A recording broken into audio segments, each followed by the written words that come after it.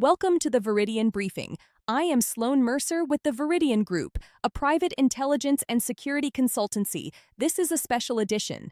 Instead of our weekly terrorism situation report, today we are going deep on a single topic that affects military operators, law enforcement officers, private security professionals, and frankly, anyone who has ever taken a CQB class or watched a stack of shooters flow through a doorway and thought they understood how room clearing works.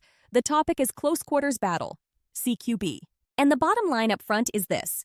Our analysts conducted a structured intelligence assessment of every major CQB doctrinal source available in the Western world, military and private sector, from the United States, Australia, NATO, the United Kingdom, and Israel. We applied the same analytical standards we use when we assess terrorism threats and geopolitical risk. And what we found is that current CQB doctrine is built on a set of assumptions, at least 4 of which are partially or completely wrong when measured against how combat actually looks in 2025 and 2026. That is not an opinion. That is an analytically derived judgment based on official government doctrine, allied operational experience, academic research, and private sector training methodology. Let me walk you through what we found, why it matters, and what the future of CQB actually looks like. Let us start with a question most people never ask. Where does CQB doctrine actually come from? The foundation of virtually every CQB technique taught in the Western world traces back to 2 events. The SAS assault on the Iranian embassy at Prince's Gate in London in 1980 and the GSG-9 hostage rescue at Mogadishu in 1977. Those 2 operations established the paradigm that has dominated CQB thinking for nearly 50 years. Speed, surprise, and violence of action. Dynamic entry. The 4-person stack. Flash and bang. Overwhelm the adversary before they can react. Dominate the room. Move to the next one. That paradigm was codified in U.S. Army Field Manual 9010-1 in 1993. That is the most recent Army publication specifically addressing CQB tactical techniques. 1993. The Marine Corps updated their Urban Operations Manual in 2016, which is more recent, but the core CQB methodology has not fundamentally changed. The Australian Army produced what is probably the best publicly available Allied doctrine in 2008. NATO published Urban Tactics Guidance in 2017. And in the Special Operations and Private Training world, a framework called Initiative-Based Tactics, or IBT, represents the current state of the art, emphasizing individual shooter initiative and real-time adaptation within a team structure. Here is the problem. Every one of those doctrinal sources was built for a specific type of adversary. An adversary who was stationary, poorly trained, surprised by the assault, and not prepared to receive it. Hostage takers in a building, terrorists in a siege, criminals barricaded in a structure. The entire CQB paradigm assumes you are hitting someone who does not know you are coming, or at least is not set up to receive a deliberate assault. That assumption held for decades. It held through most of the global war on terror. It held in countless SWAT raids and special operations direct action missions, but it has been breaking down in real combat, and the evidence is now strong enough that we can say so with confidence. The most important source in our entire analysis is a 2024 study by the Royal United Services Institute, RUSI, based on direct interviews with Israeli Defense Forces personnel and observation of IDF training, examining tactical lessons from IDF operations in Gaza from 2023 through 2025. That study provides the strongest available evidence for what happens when modern CQB doctrine meets a prepared, entrenched, and determined adversary fighting in an environment they have had years to fortify. And what happened is that several of the foundational assumptions of CQB failed. Let me take you through the 5 big ones. Assumption number 1, speed equals safety. This is the bedrock of dynamic CQB. Get through the door fast, move fast, clear fast. Minimize your time in the fatal funnel, which is the doorway or breach point where you are most exposed. Deny the adversary reaction time. The faster you move, the safer you are. Our assessment is that this assumption is partially valid but increasingly vulnerable, and when it fails catastrophically. Here is why. The assumption was built for adversaries who were not expecting the assault. But Hamas fighters in Gaza had pre-staged ambush positions oriented directly on predictable entry points. They knew where the doors were. They knew where the breach points would be. They had weapons pre-aimed at those locations. The RUSI study documents multiple instances where dynamic entry into prepared positions produced catastrophic casualties to the assault element. The speed that was supposed to protect the team instead delivered them directly into a kill zone. Does speed still matter? Absolutely.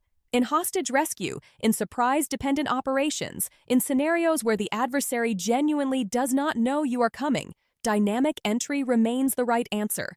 But speed is no longer a universal safety principle. Against a prepared adversary, speed without information is a death sentence. And we now have the combat data to prove it. Assumption number 2. The room is the primary unit of action. CQB Doctrine everywhere, from the U.S. Army to the private training sector, is organized around clearing individual rooms. Enter the room, dominate the room, move to the next room. The room is the atomic unit, the building block from which everything else is constructed. Our assessment is that this assumption is partially valid but incomplete. Modern adversaries do not think in rooms. They think in interconnected spaces.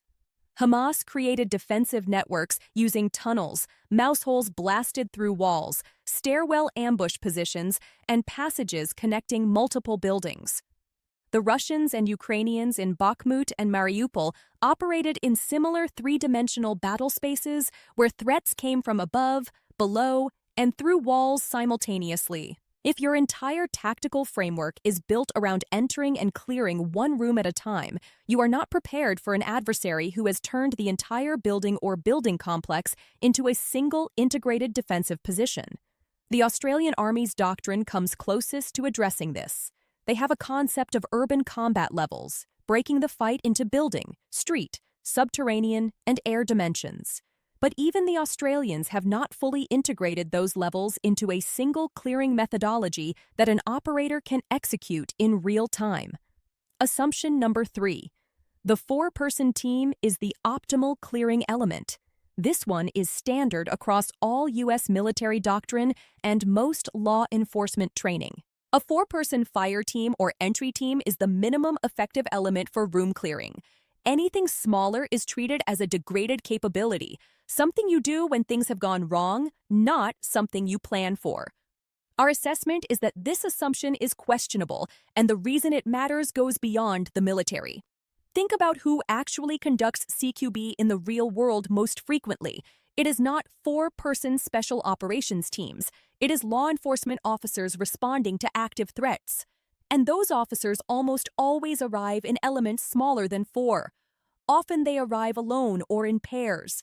If their entire training is built around 4-person team tactics, they face a critical capability gap in their single most likely operational scenario. The private training sector has started addressing this. There are purpose-built methodologies for 1- and 2-person clearing developed by former Special Mission Unit operators, but none of that has been formally adopted into any government doctrinal publication. The most common real-world CQB scenario has no institutional doctrine behind it. That is a significant gap, and we assess that it likely contributes to preventable casualties in domestic active threat responses. Assumption number 4. CQB is a kinetic problem. This is the big one. The assumption that CQB is fundamentally about shooting, moving, and physically dominating enclosed spaces. Get through the door, put rounds on threats, control the room with your body and your weapon. All current doctrine treats technology as an enabler, a nice-to-have that supports the real work of kinetic room clearing. Our assessment is that this assumption is increasingly invalid, and this is where the future of CQB diverges most dramatically from the past. The IDF in Gaza began using small quadcopter drones to conduct reconnaissance of rooms, hallways, and tunnel junctions before sending human operators through the door. Think about what that means.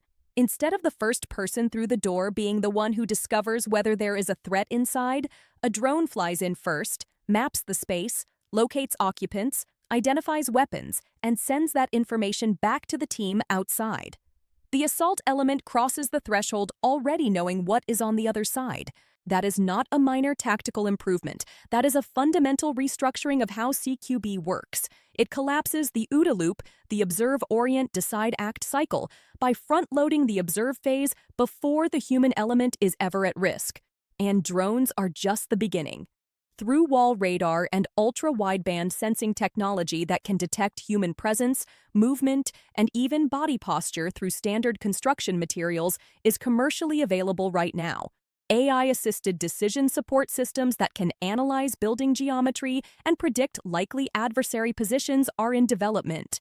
Autonomous ground robots capable of initial room entry and reconnaissance before any human crosses a threshold are being prototyped.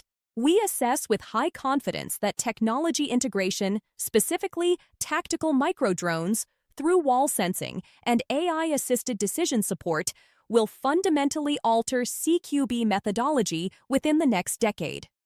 The direction of this change is already visible. The question is not whether it happens, but how fast institutions adopt it. Assumption number 5. One doctrine fits all. This is the implicit assumption behind the entire CQB training market. Military special operations techniques are taught to law enforcement SWAT teams, which are taught to private security details, which are taught to armed civilians. The assumption is that good CQB is good CQB regardless of context, with maybe minor modifications for different environments. Our assessment is that this assumption is largely invalid. The operational contexts are fundamentally different in ways that require fundamentally different approaches. Military CQB assumes enemy combatants with relatively permissive rules of engagement. Law enforcement CQB must account for unknown occupant status, legal liability, the use of force continuum, and evidence preservation. Executive protection CQB should not be about clearing rooms at all. It should be about protecting and evacuating the principal. When military assault tactics are applied without modification in a law enforcement context, the result has repeatedly been civil liability, unnecessary casualties, and erosion of public trust. These are not edge cases. This is a systemic problem driven by a doctrinal framework that pretends context does not matter. So those are the 5 assumptions. Speed equals safety. The room is the unit of action. 4 persons is the minimum team. CQB is a kinetic problem, and one doctrine fits all. We assess 4 of the 5 as partially or wholly invalid under contemporary conditions.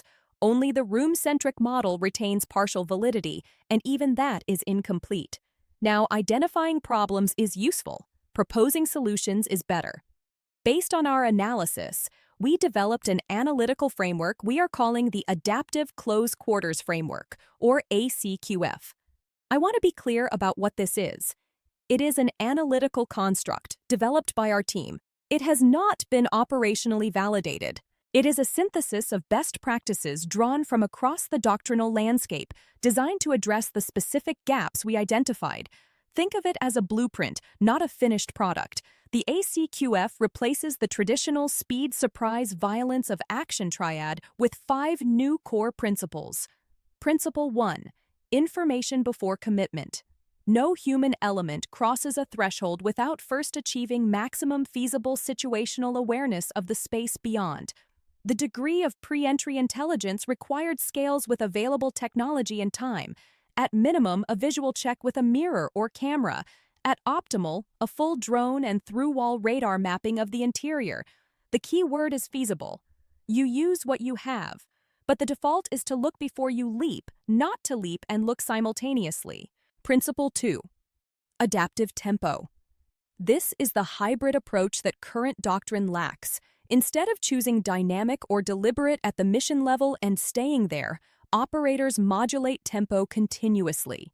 You might need dynamic speed to cross a threshold, then immediately shift to deliberate pacing once inside because the interior is complex or the adversary is prepared. This is not switching between 2 modes. It is operating on a continuous spectrum. Principle 3. Scalable force architecture. Complete tactical solutions for everything from a single operator to a platoon-level clearing operation. And critically, scaling down is not degradation. A two-person element does not execute a broken version of four-person tactics. They execute a purpose-built two-person methodology. A singleton with a drone and a through-wall sensor executes a purpose-built singleton methodology that leverages technology to compensate for reduced manpower. We developed a concept we call the Technology-Manpower Exchange Ratio, or TMER. It quantifies how much technology compensates for fewer people. A four-person team with no technology is the baseline at 1.0. A singleton with no technology drops to 0.15, which is effectively non-viable for deliberate clearing, but a singleton equipped with a micro-drone and a through-wall sensor jumps to 0.7, and with a full sensor suite reaches 1.0, matching the information capability of a baseline four-person team. Those are planning estimates, not validated measurements. But they provide a framework for thinking about how technology changes what is possible with smaller elements. Principle 4. Multi-domain integration. CQB is conducted simultaneously across four domains. Physical, meaning the kinetic fight. Information, meaning sensors and ISR. Electromagnetic, meaning communications and jamming. And cognitive, meaning decision-making and deception. Current doctrine treats the physical domain as primary and everything else as supporting. The ACQF treats all four as integrated and equally important. Principle 5. Context-aware decision architecture. Explicit decision trees for three operational contexts: military assault, law enforcement operations, and protective security. With specific cognitive protocols for switching between them when the situation changes mid-mission, we developed a three-step protocol. HALT, meaning take an immediate tactical pause. Reassess, meaning apply the new context's decision tree. Execute, meaning transition to the appropriate protocol. When switching from a more permissive to a more restrictive context, the default is always deliberate until the more restrictive rules can be fully applied. The ACQF replaces the traditional breach-bang-clear sequence with a five-phase kill chain: sense, orient, enter, dominate, consolidate. Sense is deploying all available ISR before human entry. Orient is the decision point where the element leader selects tempo, entry method, and force allocation based on what the sensors found. Enter is the threshold crossing, which now has three sub-protocols: Alpha for dynamic, Bravo for deliberate, Charlie for hybrid. Dominate is the phase where IBT principles apply. Individual shooter initiative, covering danger areas, protecting your teammates. That is where the existing body of CQB knowledge lives, and it is preserved within the framework rather than discarded. And Consolidate is the transition from clearing to holding, with context-specific procedures for evidence preservation, principal extraction, or site exploitation, depending on whether you are military, law enforcement, or protective security. Now, let me bring this back to why it matters for different audiences. If you are military, the key message is that the next fight in an urban environment will be won or lost in the sense phase, not the enter phase. The force that achieves information dominance before crossing the threshold will dominate the force that relies on speed and violence of action alone. Invest in tactical drones, through-wall sensors, and the training to integrate them into your room-clearing sequence. If you are law enforcement, the key message is that you need purpose-built small-element methodology, not degraded team tactics. You also need a decision architecture that accounts for the use of force continuum, unknown occupant status, and legal liability from the first moment of the operation, not as an afterthought. The ACQF's context-aware decision trees are specifically designed for this. If you are in executive protection or private security, the key message is that your CQB framework should be built around evacuation, not assault. You are not clearing buildings. You are getting your principal out. Every CQB technique you train should be evaluated through the lens of whether it creates an egress corridor, not whether it neutralizes all threats. Offensive clearing is a last resort when egress is blocked, not a primary mission. And if you are a civilian who has taken CQB training or is considering it, the key message is to understand the context your training was designed for and whether it matches your actual situation. Military techniques applied without adaptation to civilian self-defense scenarios can create more risk than they mitigate.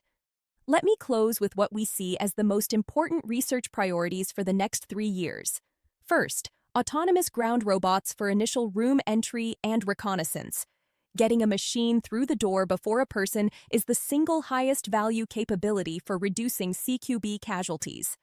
Second, machine learning models that predict adversary defensive positions based on building geometry. If the AI can tell you where the ambush positions are before you enter, the entire threat calculus changes.